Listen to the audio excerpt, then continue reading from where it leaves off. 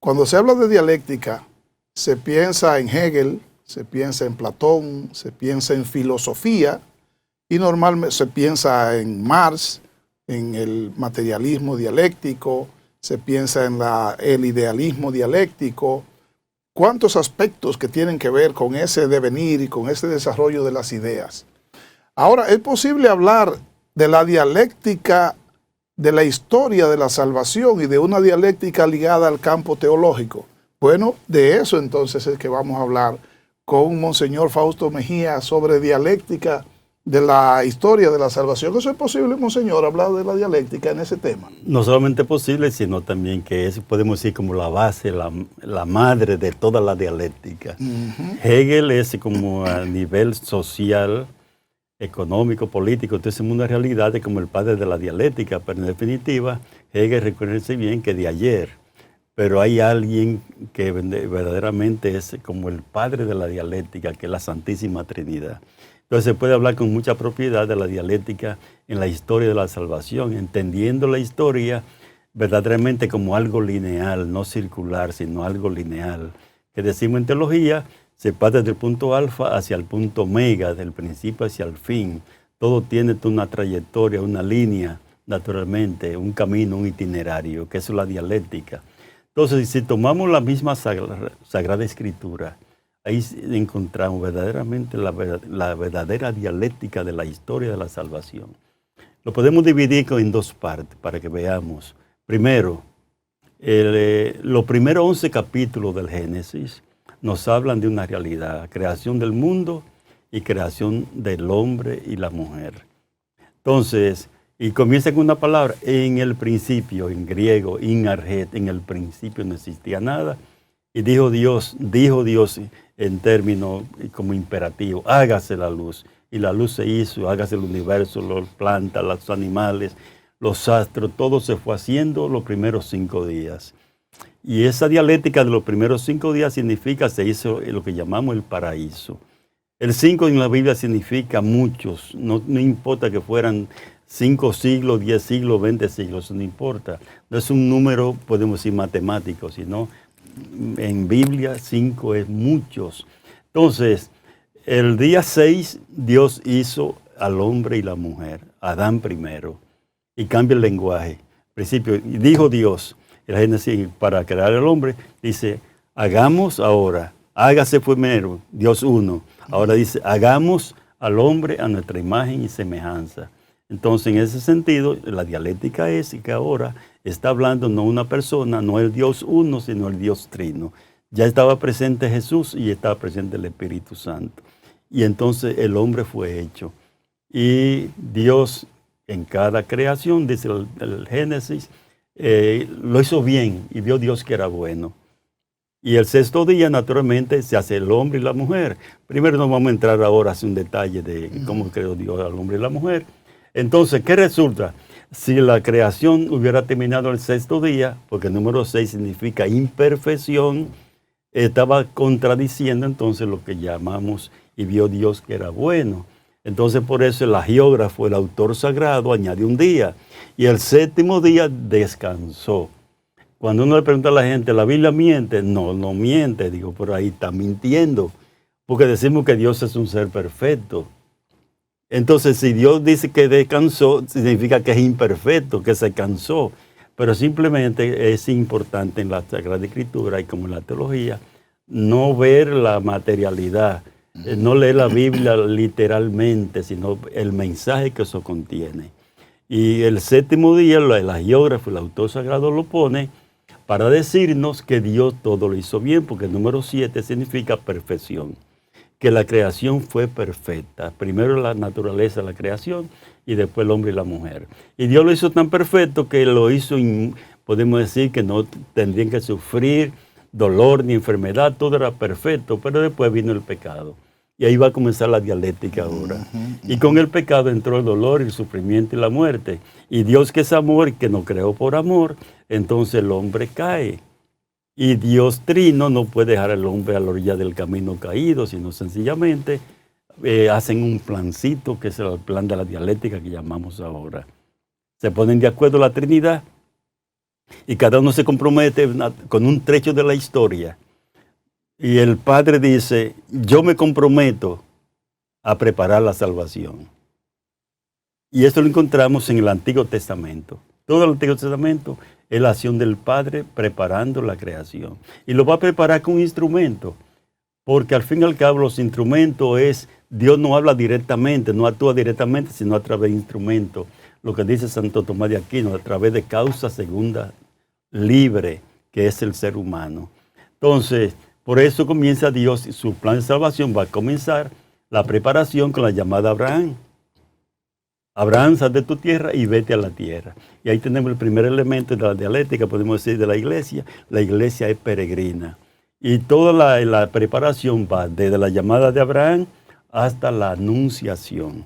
Y ahí podemos decir como 5 instrumentos que son los que más se van a destacar en esta preparación. Abraham es el padre de la fe. Abraham creyó a Dios y salió a peregrinar. En un momento ya esa peregrinación de Abraham con su hijo Jacob, los hijos, por toda la historia que ustedes conocen ya también, se van a encontrar en Egipto, la historia de José, que era el penúltimo de los 12 hijos de Abraham, de Jacob.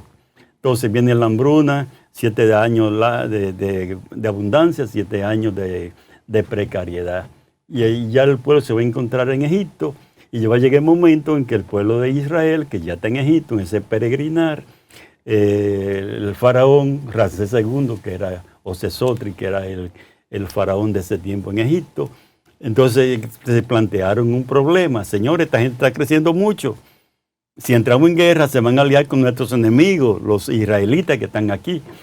Porque ahí viene también Moisés fue salvado de las aguas, cuando mandan a matar a todos los niños. Naturalmente, mandan a matar a todos los niños, Moisés se salvó de las aguas y era como el hijo también del faraón. Entonces, por eso es muy importante el segundo elemento de la dialéctica de la salvación. Moisés es como el administrador, el que va llevando todo hasta que llegue el momento en el Éxodo 3, donde Dios llama a Moisés. Moisés, he visto, he oído el llanto, la opresión de mi pueblo, libera a mi pueblo. Entonces Moisés, el segundo instrumento de salvación. Y Moisés representa la liberación. Después Cristo cuando venga va a decir, aquí hay uno que es más grande que Abraham y más grande que Moisés y más grande que los jueces y que los reyes y que los profetas. Si Moisés y Abraham es el padre de la fe, vendrá uno que será más grande que Abraham, que Jesucristo. Ahora, si Moisés es el liberador de Israel, vendrá uno que es más grande que Moisés, que será Jesucristo. Después el pueblo sale de la esclavitud, a través de Mar Rojo, no vamos a entrar en detalle ahora, y entraron a Canaán. Y en Canaán ya el pueblo se organiza y viene el gobierno, que son los jueces. Ahí están todos los jueces, pero el más importante de todos los jueces, ¿quién será? Será también pues Samuel, el gran juez de Israel. Y Samuel, como juez, el juez practica la justicia y ya es una anticipación del reino de Dios que traerá Jesucristo después. Después el pueblo se organiza, viene la juventud, se murieron los viejos, viene la experiencia, la juventud querían tener su propio rey. Nombraron a Saúl, que fue una barbaridad. Después viene David, que también tuvo un momento de gloria, y al mismo tiempo después todo su pecado. Y luego también viene el exilio, todo ese mundo de cosas. El tiempo de los reyes, el rey más grande fue David. Y David naturalmente tiene un reinado para anticipar también el reinado del Señor. Después viene del exilio y vuelven otra vez, el pueblo retorna. Entonces después vendrá que será la última realidad, que serán los profetas. Y dentro de los profetas, el más grande de los profetas es David. Digo, Isaac. Isaías, que será el profeta mesiánico, que va a decir cómo será el Mesías. Y ya con Isaías y los demás profetas llega la anunciación. Y ahí comienza ya, naturalmente, el segundo periodo, que es la presencia de Jesucristo que entra en la historia. Entonces, en Jesucristo, naturalmente, lo encontramos hoy, que lo podemos sintetizar así, ya para que veamos la línea, ¿verdad? Entonces, Cristo viene y hay tres momentos especiales. La anunciación. Ya Isaías dice en Isaías 7, cuando habla con Acá, dame una señal, no la doy porque no quiero tentar a Dios. Y el mismo Dios dice, yo te voy a dar la señal, he aquí que una doncella quedará en estado, dará solo un hijo y le pondrá por nombre Emmanuel. Estamos hablando casi de 500 años antes de nacer el Mesías. Y así fue. Ahí vino después Jesús y ya ese es el Emmanuel, el Dios con nosotros. Cristo viene, se encarna, a los 30 años comienza su ministerio y luego también viene el primer momento, la salvación que fue con su muerte en la cruz, asciende al Padre, resucita, asciende al Padre y nos envía al Espíritu Santo. Entonces, en Cristo, el Evangelio, que es uno solo, en 4 formas, se nos puede describir todo lo que Cristo ha querido. Nos da simplemente un programa, que son las bienaventuranzas, capítulos 5, 6 y 7 de Mateo. Nos da una ley, que es la ley del amor, hasta los enemigos. Nos da también un título, ustedes son hermanos. Nos da una actitud que es la grandeza del ser humano, que es el servicio. Y el objetivo final, que es el reino de Dios. Y luego que Jesús cumple su misión, regresa al Padre y nos envía el Espíritu Santo que celebrábamos el domingo pasado, ya hace un tiempecito. Entonces el Espíritu Santo sencillamente comienza con el Espíritu Santo el tiempo de la iglesia, que es donde estamos nosotros hoy. Y la iglesia tiene el papel de hacer todas las cosas nuevas. Y la iglesia entonces tiene el papel, su protagonismo es la realidad de la fe.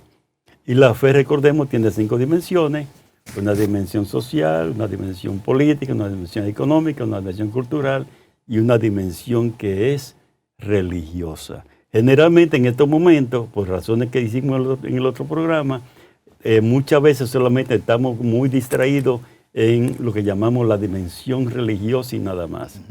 Y por eso en este momento tenemos una situación muy difícil, porque en definitiva, pues hay situaciones tan difíciles, hay una turbulencia tan grande en estos momentos, por lo que llamamos en ese caminar de la iglesia y del Espíritu Santo, que llevamos 1990 años con el Espíritu Santo. Y sin embargo, el Espíritu Santo tiene que hacer todas las cosas nuevas como era al principio. Entonces uno dice, frente a esta turbulencia que vivimos, frente a esta realidad de la guerra, de la división entre las personas, la pobreza que aumenta, mientras muchas partes de los seres humanos, por ejemplo, tan bonito y tan importante como es la globalización, que es como el producir riqueza, pero la riqueza es para que se beneficie la mayor parte de nuestra población. La misma investigación científica, una cosa tan maravillosa, sin embargo, está al servicio nada más del armamentismo y de la muerte y todo ese mundo de realidades. Entonces, en ese aspecto, por supuesto, también estamos en una situación ahora muy difícil, pero entendemos que al fin y al cabo Jesucristo es el vencedor, el Pantocrátor, es el Rey del universo, el que venció y vencerá. De él será la victoria final, con nosotros o sin nosotros. Lo importante es que sea con nosotros cada uno, desde lo que vive, desde la vocación que tiene, que aportemos para que tengamos la sociedad, la familia y el país que todos queremos y que todos deseamos. Ahí tenemos ya una panorámica general. Guau, pero qué análisis. Nos dejó atónitos. Nosotros que hemos estado hablando de tesis, antítesis, síntesis, hemos estado hablando de los sofistas, de los sofismas, de Sócrates y sus preguntas para descubrir la verdad. En el caso mío, no había pensado en ese proceso dialéctico precisamente de la historia de la salvación, que Fausto enfoca desde la creación hasta la iglesia. Hasta hoy. Hasta nuestros tiempos. Entonces, pasando por todo ese proceso de Jesucristo, muerte, resurrección, incluso la caída, que sería como el pecado, ¿verdad? El pecado. Que fue lo que está al principio, lo que propició que la Trinidad se reuniera. Entonces es muy importante conocer todo eso para uno darse cuenta, como dice San Pablo siempre, recuérdense bien el momento que estamos viviendo. En este momento estamos viviendo justamente esta realidad. Un momento verdaderamente que parece como tan difícil como de superar, pero no es así. Fíjense, a nivel de la presencia del Espíritu Santo, con la que comienza la iglesia, recuérdense bien, los apóstoles, pobres hombres que cogió Jesucristo. No hubo ningún apóstol de Cristo que fuera de la parte oficial, ni religiosa, ni sumo sacerdote, ni escribas, ni fariseos, ni esenios que privaban en santo, sino gente rústica. Pedro, por ejemplo, que no sabía leer ni escribir, pescadores, los 4 primeros discípulos. Después el mismo Mateo Leví, que era un hombre explotador, un usurero, ¿entiendes? ¿No? Dios escogió como la basura de este mundo, como Cristo va a decir después, y cogió la basura a los ignorantes de este mundo para confundir a los que privan en sabios.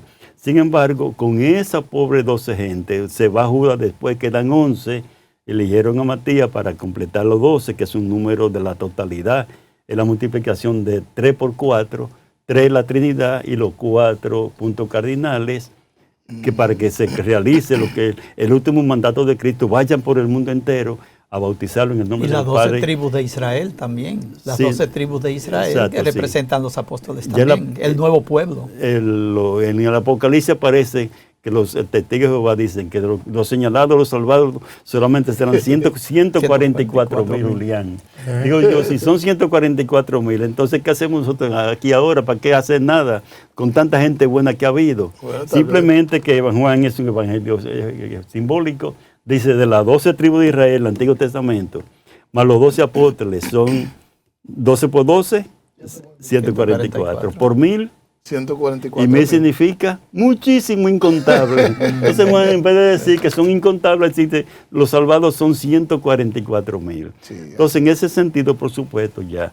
Ahora estamos en el tiempo de la iglesia. Cuando Cristo envía el Espíritu Santo, los apóstoles botan el miedo. El mayor de los apóstoles, Pedro, y el menor salen corriendo, se van a la sinagoga, hacen el primer signo en el nombre del Señor, aquel paralítico, levántate y anda. Y ahí comenzó el tiempo de la iglesia donde estamos hoy. 1990 años llevamos. Ahora bien, hemos pasado por 3 momentos difíciles.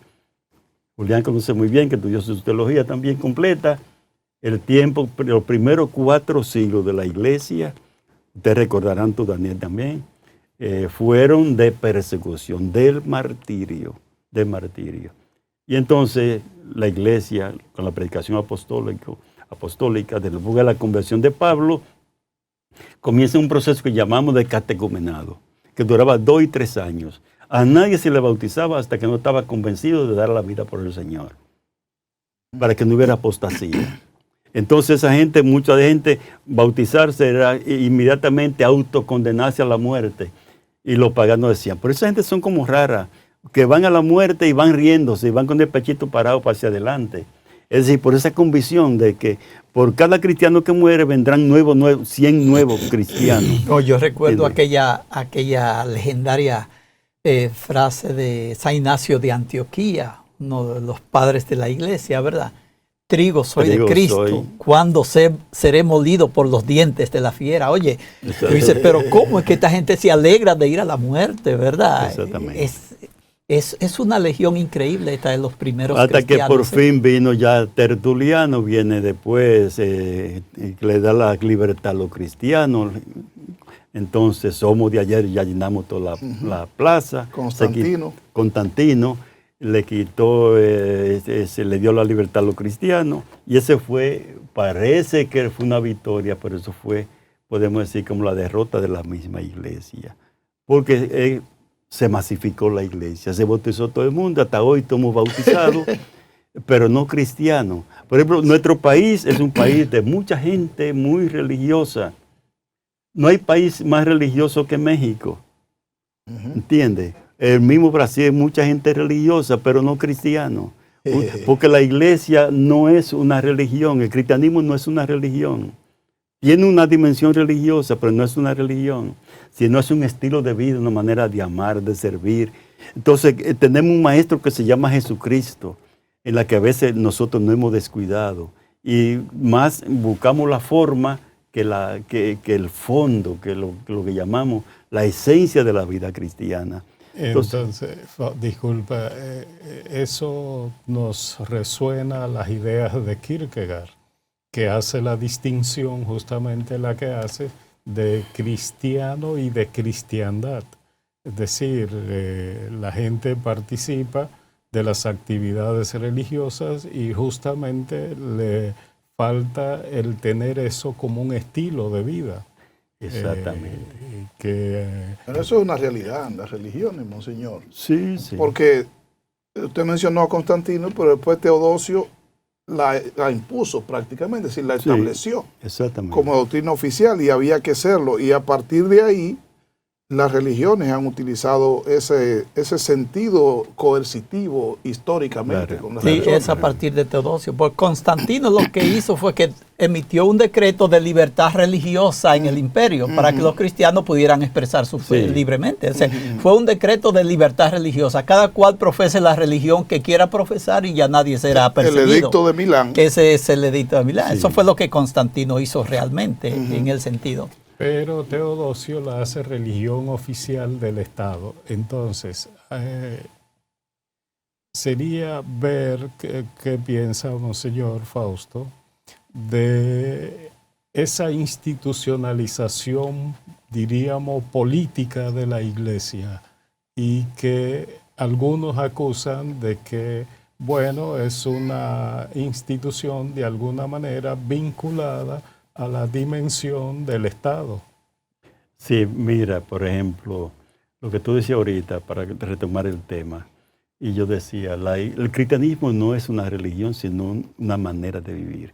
Piensa tú, por ejemplo, en Mahatma Gandhi, estudió en Inglaterra, allá conoció los cristianos, conoció la iglesia y conoció a Jesucristo. Sin embargo, Mahatma Gandhi decía, yo creo en Cristo, pero no creo en los cristianos. Por la incoherencia, por la incoherencia. Entonces hoy tenemos una religiosidad muy grande en mucha gente, incluso de mucho formalismo, que llevan todo lo que llamamos la parte ya litúrgica y hasta de comunión diaria y todo ese mundo de realidades, pero no han dado el paso de esa experiencia. El cristianismo comienza con una experiencia, y es la experiencia del encuentro con Cristo.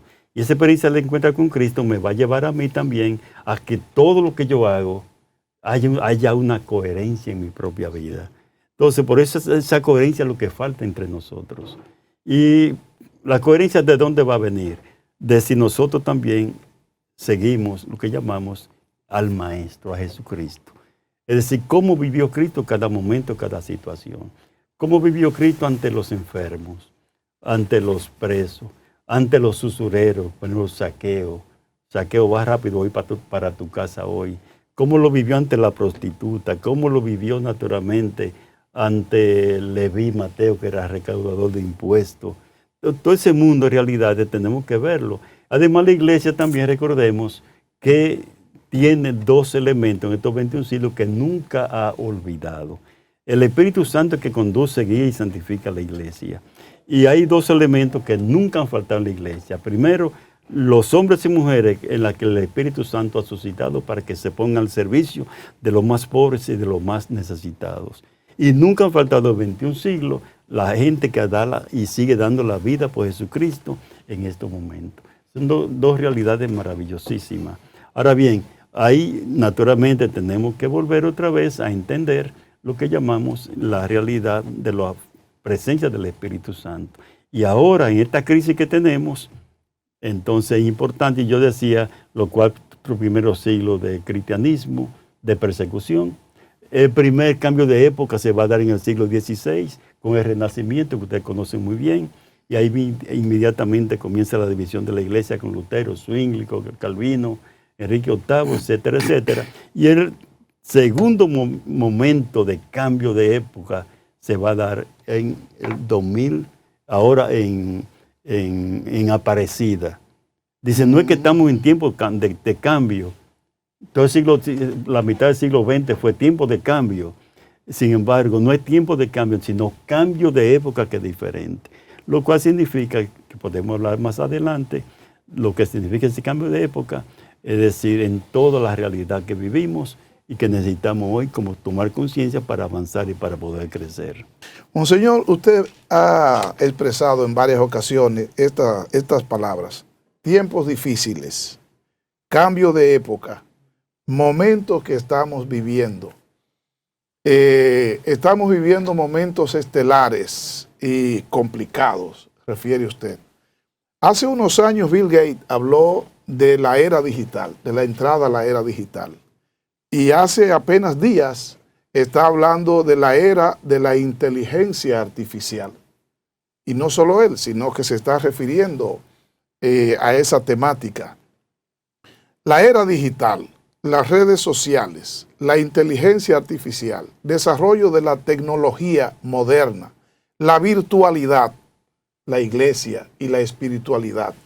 ¿Dónde queda la iglesia y la espiritualidad en este mundo de tanta virtualidad? Nosotros hemos estado hablando aquí de la necesidad de definición de una espiritualidad virtual y de una espiritualidad montada en estos avances de la tecnología en nuestros tiempos, especialmente con la tecnología, con la inteligencia artificial. ¿Qué podemos decir en ese sentido, Monseñor? Sí, yo creo que es muy importante situarnos en el momento, como yo decía, momento actual, como San Pablo siempre reclutaba, dense cuenta el momento que están viviendo.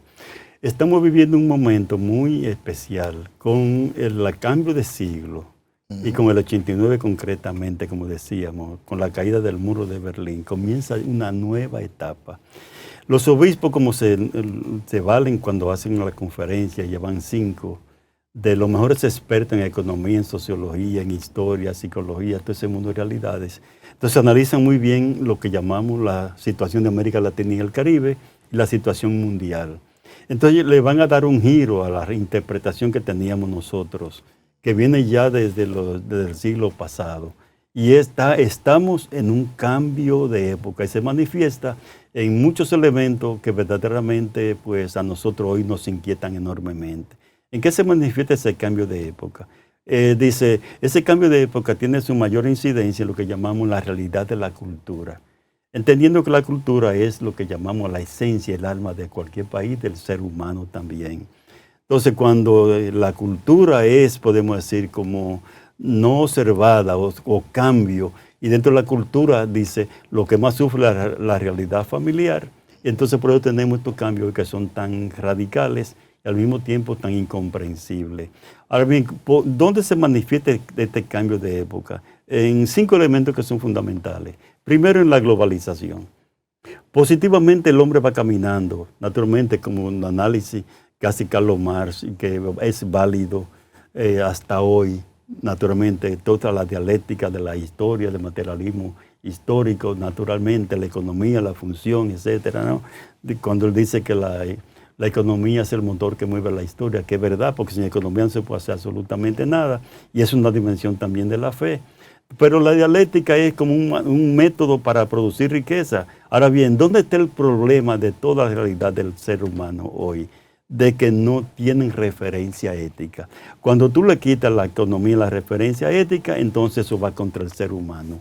Entonces tú coges hoy también todas las empresas, las grandes industrias, se van unificando y al mismo tiempo con la misma robotización, la tecnología, todo ese mundo de realidades, dice Hans King, amigo de Julián, que la globalización es un tren sin freno que arrolla todo lo que encuentra por delante porque no tiene referencia ética y se convierte entonces en una fábrica de excluido, la exclusión, y de una fábrica de pobres. Así es, por supuesto, como tal. Entonces una cosa que es buena, producir riqueza, pero al mismo tiempo si no tiene referencia ética, el ser humano es muy egoísta y ahí está el primer elemento que la Iglesia hoy, incluso el Papa Francisco insiste, de que hoy la enfermedad más terrible que hoy tenemos, más que el cáncer y el corazón que produce más muerte, es el individualismo. De que el hombre solamente piensa en sí mismo, las empresas solamente piensan en sí mismo, sin ninguna referencia a los demás. Entonces el matrimonio, la familia, es justamente el desbarajuste, está en esa realidad. En segundo lugar, que tiene que ver mucho con la tecnología y todo estos medios de comunicación social, desde la mundialización. Nunca como hoy el mundo ha estado tan interconectado, pero nunca como hoy el hombre y la mujer hoy están tan solos como nunca en la vida. Estamos volviéndonos a una sociedad que es de nómada. Dice, nunca un ser humano, por ejemplo, la Quinta Avenida de Nueva York, donde cada día hay más de 1 millón de personas caminando, nunca el hombre está tan solo en esa misma avenida que en este momento. Por ejemplo, el celular. Una cosa maravillosísima. En el celular usted tiene ahí toda la biblioteca del mundo y todos los conocimientos. Pero la mundialización, que no ha interconectado lo que pasa en el último rincón del mundo, al minuto, antes del minuto, ya usted lo tiene aquí hoy. Pero no tiene referencia ética. ¿De quién son los medios de comunicación social? ¿Al servicio de quién están los medios de comunicación social? Son emporios. Están al servicio simplemente de la economía y del individualismo personal. No tienen referencia ética. Entonces, la investigación científica, maravillosísima, porque es lo que está más cerca, podemos ser del mismo cristianismo. Pero, ¿dónde están la mayoría de los científicos? ¿Al servicio de quién están los científicos hoy? ¿Dónde están las grandes empresas y los grandes científicos en la fábrica de armamentismo? Si no veamos ahora en este momento la guerra de Ucrania y Rusia, ¿quién de vender arma? Entonces, y después en la farmacéutica, que va contra la vida, ¿entiendes, no? Todo ese mundo de realidades. Entonces, después la movilidad humana. Yo no sé cuántos millones de seres humanos están hoy en la frontera, como fruto de la exclusión de esta realidad que hoy tenemos. El problema también de la migración, de todo ese mundo que decimos, ¿verdad? Entonces, todo eso, las redes sociales, todo ese mundo de realidades, es fruto de un mundo que cambió. Estamos en un mundo que cambió. Hay mucha gente que cree que el mundo no ha cambiado. Entonces, una realidad es, nosotros hoy tenemos que colocarnos en el mundo de la realidad de hoy, sin perder algo que es esencial y es perenne, que no va a cambiar nunca. Los valores del Evangelio no van a cambiar nunca, no son modernos. Hay mucha gente, no, porque ya que estamos en el siglo XXI, que tenemos que ser modernos, y que el aborto, y que 20,000 cosas, y los feministas, y 20,000 cosas de esas, ¿no? Y las drogas, y todo ese mundo de realidades. Y qué ética y qué moral, eso no tiene, ya eso es del pasado. No, los valores del Evangelio están ahí perennes, que no van a cambiar nunca. El servicio no va a cambiar nunca. El hacerse grande a usted inmediatamente sirviendo a los demás. El sentido también de la austeridad personal. El no ser individualista, porque es una negación del ser humano. Entonces son valores que están ahí. Los valores como tal, que yo tengo un libro que se llama Los valores están ahí, te llaman. Entonces, cuando quitamos los valores, entonces verdaderamente hacemos que la cosa no funcione. Entonces, todo eso, la misma, ahora la robótica, que es maravillosísimo, pero también excluye miles y miles de hombres y mujeres, podemos decir. La inteligencia artificial, óyeme, si no se le pone freno, es una cosa maravillosísima. Y yo creo que hay que decirle bienvenida a toda esa realidad que tenemos hoy, pero lo más importante es no perder de vista que no le falte lo que llamamos la dimensión ética. ¿Por qué? Si la ciencia, si la tecnología, si la investigación científica, si todas esas realidades, si los medios de comunicación social, si la globalización ponen al hombre en el centro, porque es el hombre y la mujer. Cuando digo hombre me refiero al ser humano, sí, mejor dicho. El ser humano, si lo ponemos en el centro, como lo más importante de la sociedad, entonces no hay ningún problema. Pero cuando colocamos el egoísmo personal, cuando colocamos naturalmente lo que me gusta, lo que me agrada, lo que me da poder, lo que me da aplauso, entonces ya la cosa cambia completamente. Porque el Evangelio también es muy claro, Jesucristo fue muy claro. Y habló para ayer, para hoy y para mañana. Dice, mientras ustedes viven en el mundo tendrán 3 grandes enemigos. Y no se equivocó. ¿Cuál es el primer enemigo del ser humano? El deseo de aplauso, de fama, de prestigio. Es decir, el individualismo, que es una prolongación del egoísmo personal. Segundo enemigo, el dinero. Y tercer enemigo, el poder. Es decir, buscar el poder como si fuera comida. Entonces esos 3 enemigos estarán presentes ahí siempre. Y es lo que estamos viendo hoy, cómo el mundo realmente se nos va de la mano, justamente por estos 3 elementos que son fundamentales. Pero a mí me interesa ver cómo Fausto mira esta realidad ahora a nivel de iglesia, porque entonces, ¿qué ha pasado en la iglesia? Que como que ha permitido, que ha dejado todo este desbarajuste en ese sentido? ¿Qué se le ha ido de la mano? ¿Es que ha perdido esa fuerza al Espíritu Santo? ¿Es que como su ámbito de influencia ya no es como era? ¿Qué es lo que está pasando? ¿O es que estamos en una etapa de insomnio, de dormir para despertar de nuevo? ¿Cuál es la situación? ¿Cómo tú ves esta situación? No, Daniel. Quizás eres tú que lo estás viendo así. Recuérdense bien, una realidad. La iglesia, donde opera la iglesia, en esta sociedad, en este mundo de hoy. Nosotros somos hijos también de la época. Entonces hay mucha gente que verdaderamente como que al no entender, y además al no entender lo que está pasando hoy, hemos caído, podemos decir, una especie como de limbo. Y no caemos en la cuenta de que nos dicen los obispos en Aparecida. Estamos en un cambio de época, y un cambio de época produce siempre crisis, dificultades, crisis también en el sentido de identidad, crisis cultural, crisis política, crisis económica, y la iglesia también es hija de ese tiempo. Entonces hoy naturalmente nosotros también, pues mucha gente se deja arrastrar por este momento que estamos viviendo. Entonces en ese aspecto, por supuesto, la iglesia no está enclavada en el cielo, ni son angelitos los que vivimos en esta tierra. Entonces es verdad, y también la iglesia está pasando por esta misma turbulencia que está pasando la misma sociedad. Exactamente. Ahora bien, todo eso, ¿en qué va a terminar? ¿La crisis va a ser perenne para siempre? No. Hay camino y hay búsqueda. Por ejemplo, el Papa Francisco ahora, ¿en qué está empeñado? Está empeñado en una sola realidad. La sinodalidad, el camino sinodal es el camino de la iglesia. ¿Y qué es el sínodo? La iglesia sinodal, caminar juntos, pero caminar ¿con quién? Con Cristo. ¿Y caminar con Cristo hacia dónde? Hacia los valores, hacia la esencia de la vida cristiana. Entonces, que todos los bautizados caigamos en la cuenta que por ser bautizados somos misioneros, discípulos misioneros del Maestro. Entonces, en ese sentido, hay un movimiento muy grande en estos momentos. El sínodo será el año que viene. Pero hay todo, llevamos 3 años de escucha al interior de la iglesia y preparándonos para esta realidad.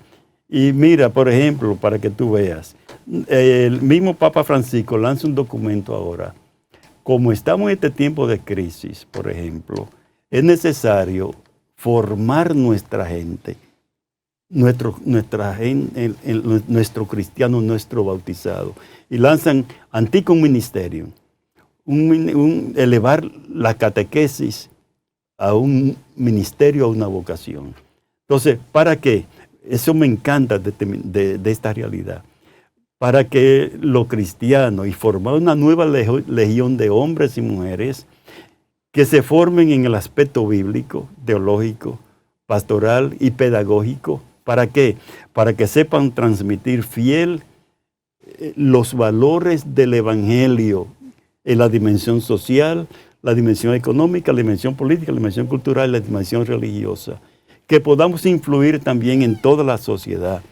Que vayamos naturalmente, como dice el Papa, Iglesia en salida, hacia los nuevos areópagos. ¿Y cuáles son los nuevos areópagos? Donde hoy realmente agrupa a las grandes masas de los seres humanos. El mundo del deporte, el mundo del arte, el mundo artístico, el mundo político verdaderamente. Entonces uno tiene que salir ya de los templos en ese sentido para entrar en una comunicación real. Bueno, eso parece que es totalmente una necesidad, sí, y urgente, y quizá el sínodo podría visualizar ya un camino, un horizonte, porque hay una frase que me gusta mucho de Teilhard de Chardin. Tú eras muy teilhardiano, sí, no sé si todavía lo eres, pues yo soy teilhardiano en todo el sentido de la palabra.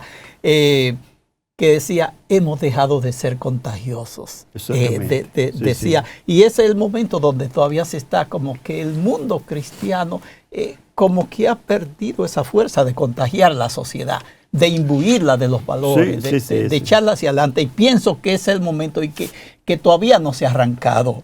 Y quizás podríamos visualizar la posibilidad del sínodo como una posibilidad de relance, quizás, de poder contagiar esa sociedad. Yo creo, monseñor, que la sociedad tiene un poco de orfandad con relación a la responsabilidad de la iglesia para provocar cambios.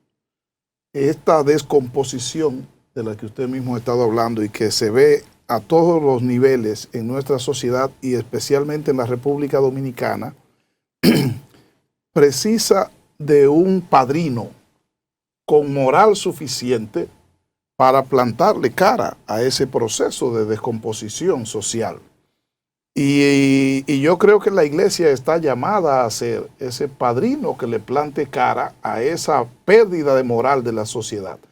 Pero siento que para hacerlo, la iglesia tiene que evolucionar un poco, tiene que hacer algunos ajustes, porque a veces la veo entrampada en situaciones que no ha evolucionado y que no se adecúan a los tiempos actuales.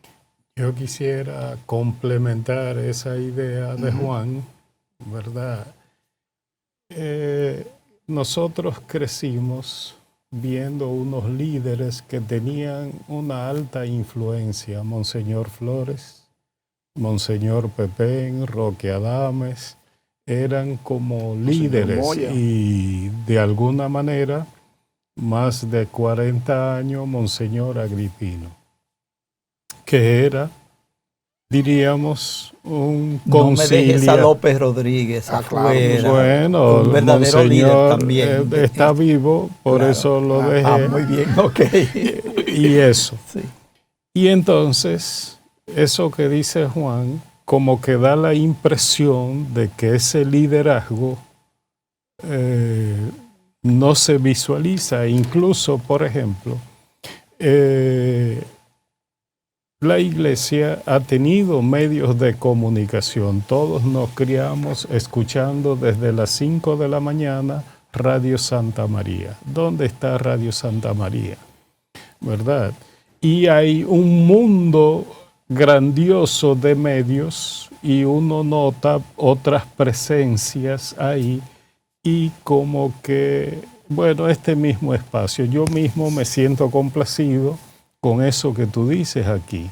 Entonces, como mi experiencia es como ver eso más, con mayor presencia, en términos de la iglesia dominicana, ¿verdad? De que haya esa presencia con voces autorizadas como lo eres tú.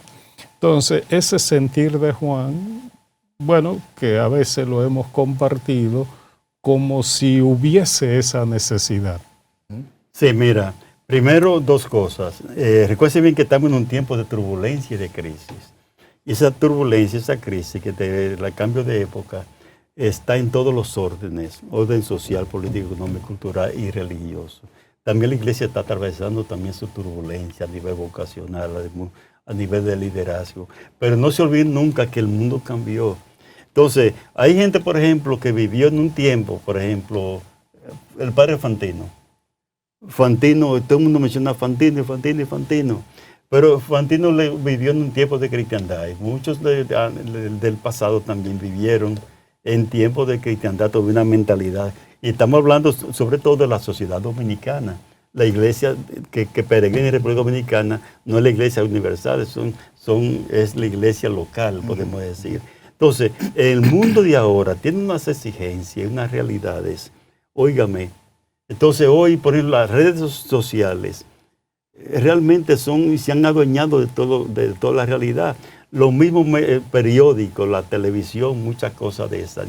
Ya cualquiera con una camarita pasó una cosa y te retrató, o sencillamente hacen la comunicación muy fluida. Entonces todo eso influye enormemente para que verdaderamente hoy la gente no tenga, podemos decir, o note mucho más naturalmente este déficit de la que ustedes hablan. Y es verdad, hace falta hoy, hay que admitirlo naturalmente, nos falta más esa incidencia, ese liderazgo en la sociedad dominicana.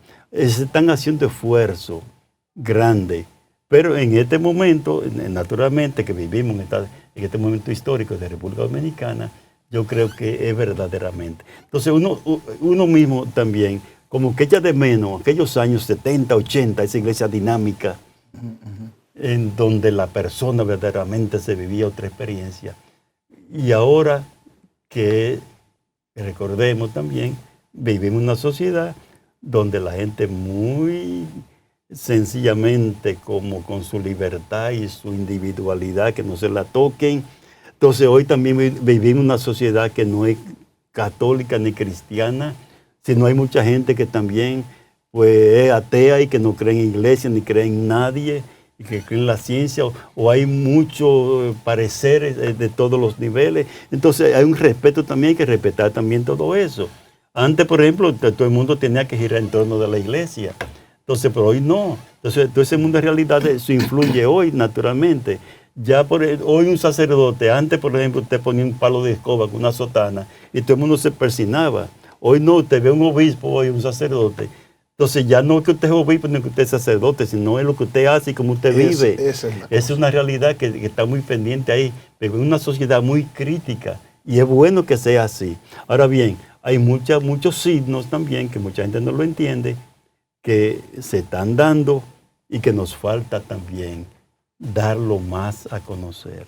Mira, la Iglesia Dominicana tiene aquí todavía una fuerza muy grande. Y si tú coges, por ejemplo, todas las instituciones de educación, de cuidado de los niños, de cuidado de los enfermos, en muchos renglones, es una cosa maravillosísima. Pero todavía nosotros estamos como agachados, como que no damos a conocer lo que tenemos. Y después, por otro lado, a ustedes tres también le tiro a la chinita también. Cuando hablamos de la iglesia no son los obispos ni son los sacerdotes.